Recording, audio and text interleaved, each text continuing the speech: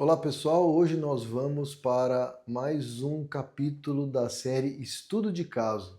Esse vídeo é o terceiro, já fizemos dois anteriores que tiveram uma boa repercussão aí no YouTube e agora neste terceiro estudo de caso vou abordar com vocês um tema bem palpitante e bem presente na vida dos interessados em arrematar imóveis em leilão, especialmente nos leilões judiciais.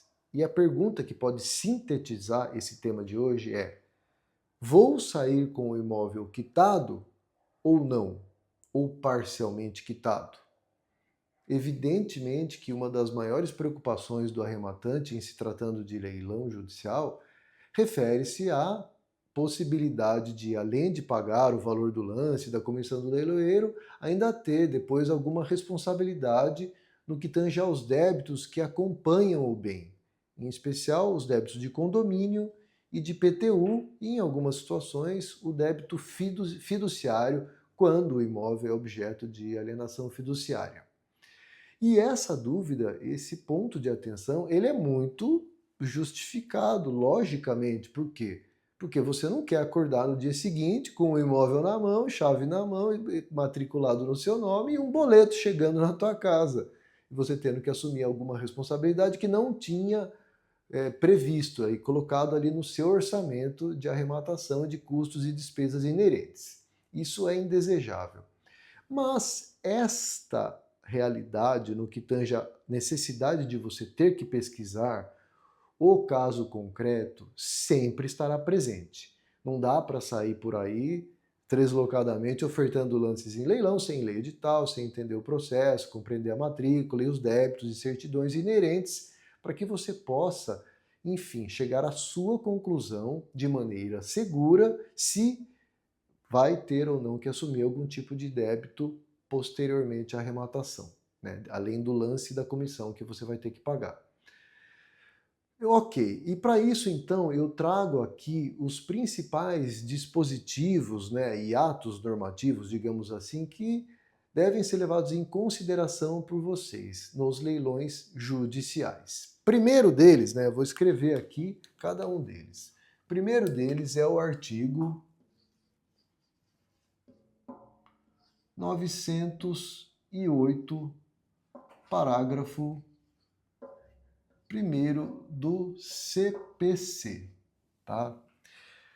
No artigo 908, parágrafo 1º do CPC, estabelece-se que deverá ocorrer a subrrogação dos débitos atrelados ao bem sobre o produto da arrematação, que é o valor do lance. Então você arrematou ali, por exemplo, um apartamento por R$ 200.000.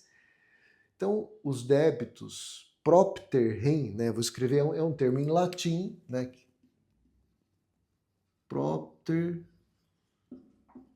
rem, né, que significa próprios da coisa, né?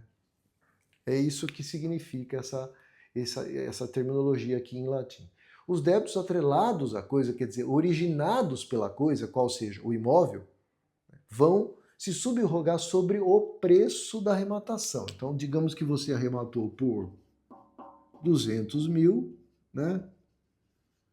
É em cima desses 200 mil que acontecerá a subrogação.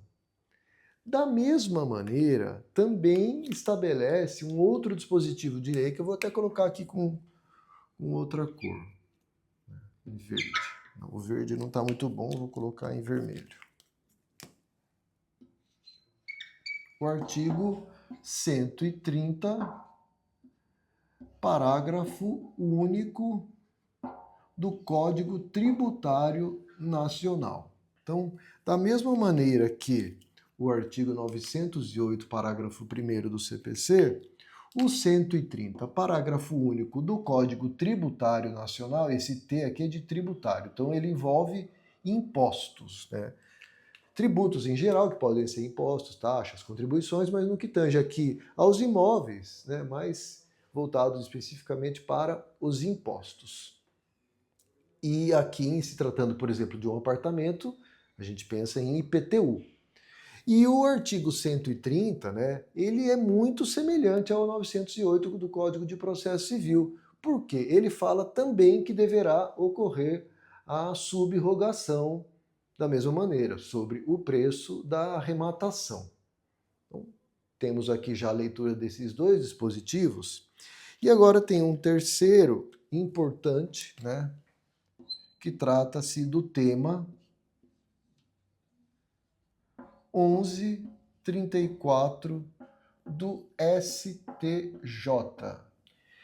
Este tema 1134 foi publicado pelo STJ recentemente, né, em outubro de 2024. E o que ele estabelece? Ele parte da premissa, né, isso aqui é um julgamento, tá bom? Não é um artigo de lei. É um julgamento que foi feito pelo STJ no regime de recursos repetitivos. O que o STJ faz quando começam a se acumular muitos e muitos recursos sobre o mesmo tema, que foi o caso aqui? Eles pegam, elegem ali casos, né, paradigmas que vão ser pinçados para que sirvam como referência e a partir do julgamento desses casos eles vão prolatar uma tese para que esta tese possa ser seguida pelos juízes das instâncias inferiores. Porque o Superior Tribunal de Justiça, como o próprio nome diz, é superior. É a instância máxima do judiciário no Brasil em termos de lei federal, ok?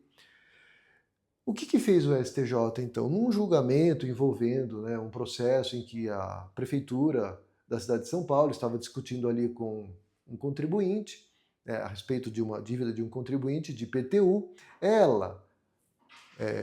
o STJ parte da premissa de que na arrematação ela se entende como uma aquisição de natureza originária. Este termo eu vou aqui até escrever para vocês para ficar destacado, tá? Aqui, ó.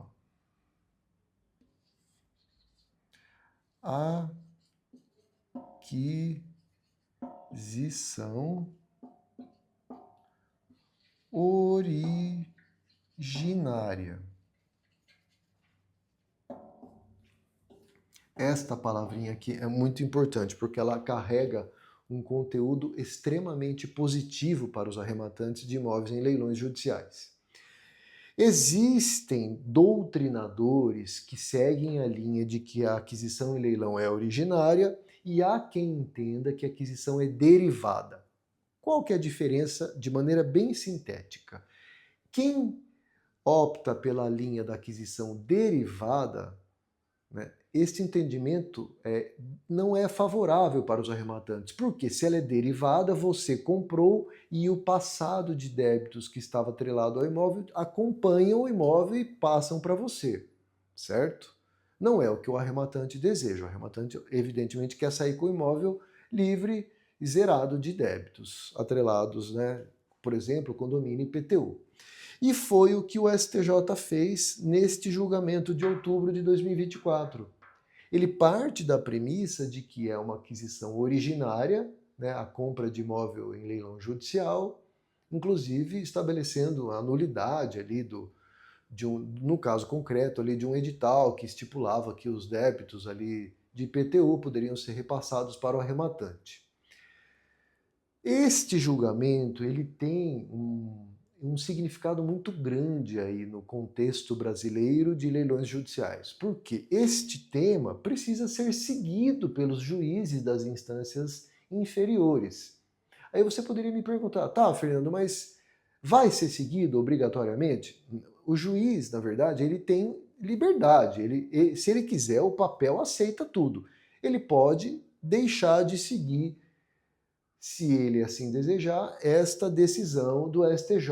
Porém, a probabilidade deste juiz que, entre aspas, né, optou por um caminho diferente do que o STJ determinou, a probabilidade da decisão deste juiz ser reformada nas instâncias superiores é muito alta, muito alta mesmo. O que o Código de Processo Civil brasileiro prega nesse sentido é de prezar para que os juízes das instâncias inferiores sigam o que for determinado pelos juízes das instâncias superiores. Porque se não seguirem, isso vai avolumar mais recursos ainda, gerar mais discussões, e é o que o tribunal lá de cima não quer.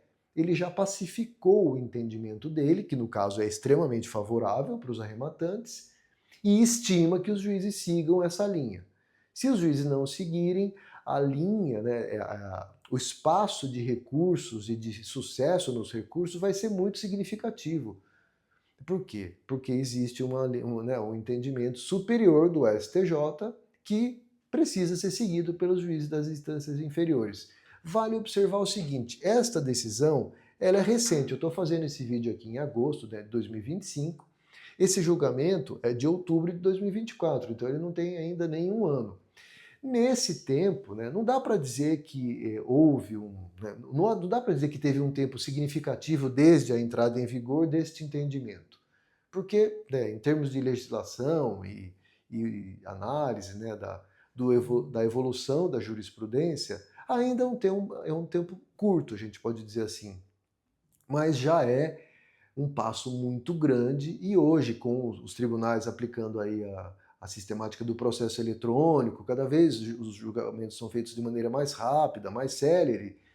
Eu não acredito que vá demorar muito para que o entendimento, né, solidificado, aí, não necessariamente 100% das vezes, mas em termos majoritários, os tribunais sigam sim esta linha do STJ, partindo da premissa que a aquisição e leilão é originária. Se ela é originária, tá? Se ela é originária, o próprio termo diz, o imóvel passa a ter uma nova origem. O que teve de passado não acompanha o arrematante. O arrematante não se preocupa com o que aconteceu no passado. É dali, da arrematação, para frente. Então, aí, o imóvel passa a ter uma nova vida, né? Tem uma nova origem a história documental do imóvel. Por isso que usa-se essa terminologia, aquisição originária.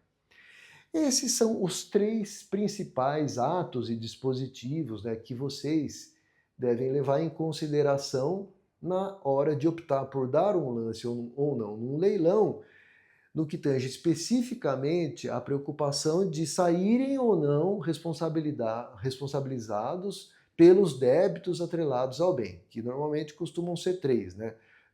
Não necessariamente todos presentes, mas débito de condomínio, débito de IPTU e às vezes um débito fiduciário, se houver uma alienação fiduciária ali averbada na matrícula do imóvel.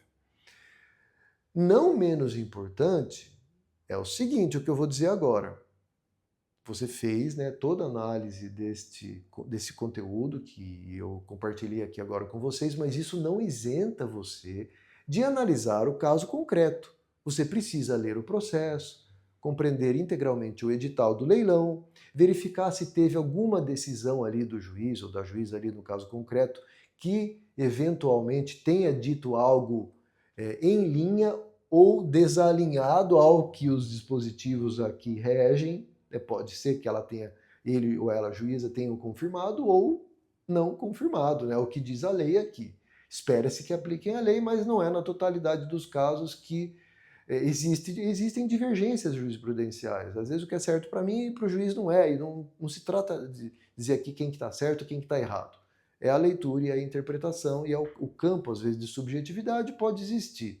Embora, na minha visão, né, pessoal, aqui, Fernando, da Academia do Arrematante falando, esses dispositivos têm uma clareza bastante suficiente, mas, mesmo assim, o judiciário ainda pode comportar, às vezes, alguma diferença em relação ao que estamos dizendo. Por isso que é sempre importante, além da compreensão de todo o contexto desses atos que eu compartilhei com vocês, ler o processo, verificar o conteúdo das decisões, ler o edital, observar a matrícula, entender qual é o contexto em que você está arrematando, ver qual é o valor das dívidas atreladas ao imóvel e, enfim, analisar tudo isso de maneira globalizada, contextualizada, para daí sim você chegar à conclusão se vai ou não dar o lance e arrematar o imóvel.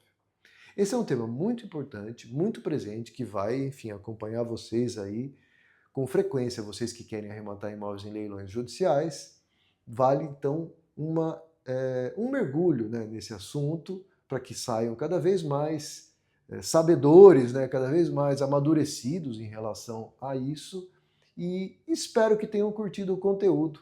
Se gostaram, deixem o like aí no vídeo, compartilhem, né, com amigos e amigas, e lembrem-se de se inscrever aí no canal da Academia do Arrematante, porque aqui nós estamos produzindo conteúdos voltados para ensinar você a arrematar imóveis em leilões com estratégia, com sabedoria, com inteligência, com metodologia. Nosso foco aqui é você arrematante, para você arrematar da maneira correta e lucrar nas suas operações. Obrigado aí pela atenção e até o próximo vídeo de estudo de caso.